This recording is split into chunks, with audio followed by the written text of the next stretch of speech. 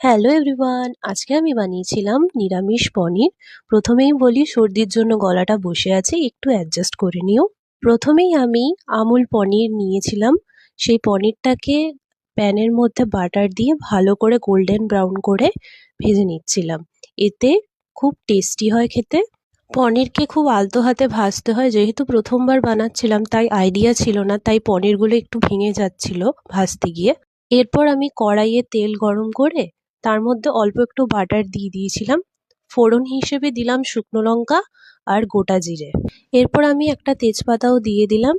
যেহেতু আমি এখানে আমার একার জন্যই পনিরটা বানাচ্ছিলাম, তাই সবজির পরিমাণটাও ছিল অল্প। আলুগুলোকে হালকা নাড়াচাড়া করে আমি এর মধ্যে টমেটো দিয়ে দিলাম। এখানে আমি দুটো মিডিয়াম সাইজের টমেটো কেটে রেখেছিলাম। টমেটো দেওয়ার সঙ্গে সঙ্গেই দেখবে রং পরিবর্তন হতে শুরু করছে। এরপর আমি গ্রিন ক্যাপসিকাম, মটরশুঁটি এগুলো একে একে দিয়ে দিলাম। প্রত্যেকটা সবজি দেওয়ার পরে আমি হালকা নাড়াচাড়া করে নিচ্ছিলাম যাতে পুড়ে না যায় আগের সবজিগুলো। আমার পছন্দসই সবজিগুলোই আমি দিচ্ছি, তোমরা চাইলে সবজি দেওয়া স্কিপও করতে পারো। যেহেতু আমি পুরোপুরি নিরামিষ বানাচ্ছি, পেঁয়াজ রসুন আমি দিইনি, তাই আমি এখানে সবজিগুলো অ্যাড করেছি। এরপর আমি হালকা একটু জল দিয়ে জিরে গুঁড়ো, ধনে গুঁড়ো, স্বাদ মতো নুন, হলুদ এগুলো দিয়ে দিচ্ছিলাম।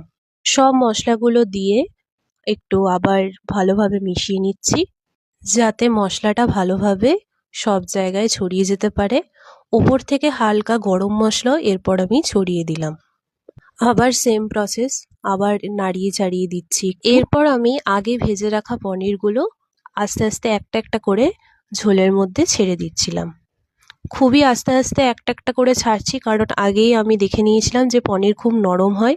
সবকটা হয়তো একসাথে দিলে আমি ঠিকভাবে ম্যানেজ করতে পারবো না, যেহেতু আমি প্রথমবার বানাচ্ছিলাম। এরপর আমি অ্যাড করছি অরিগানো চিলি ফ্লেক্স। এটা যদি তোমরা দিতে পারো তাহলে খুবই ভালো হয়, এটাতে স্বাদটা অন্যই একটা লেভেলে চলে যায়। এরপর আমি টমেটো সসও একটু বেশি পরিমাণেই দিচ্ছি যাতে একটু টেস্টি হয় খেতে। এরপর আমাদের রেসিপিটাতে আর বিশেষ কিছু করবার নেই। সব সবজি পনিরগুলো ঝোলের মধ্যে ভালো করে ডুবিয়ে 1 চামচ মতো বাটার আমি দিয়ে ঝোলটার ফুটতে ঢাকা দিয়ে রেখে দিয়েছিলাম। বেশিক্ষণ ফোটানোর দরকার নেই, ম্যাক্সিমাম 10 to 15 মিনিটস। তোমরা দেখতেই পাচ্ছ একদম আমাদের পনিরটা রেডি হয়ে গেছে। কেমন লাগলো আমার এই রেসিপিটা তোমরা কমেন্টে জানিও। আর যদি আমার রেসিপিগুলো পছন্দ হচ্ছে প্লিজ ফলো করে নিও। ওকে, টাটা, বাই।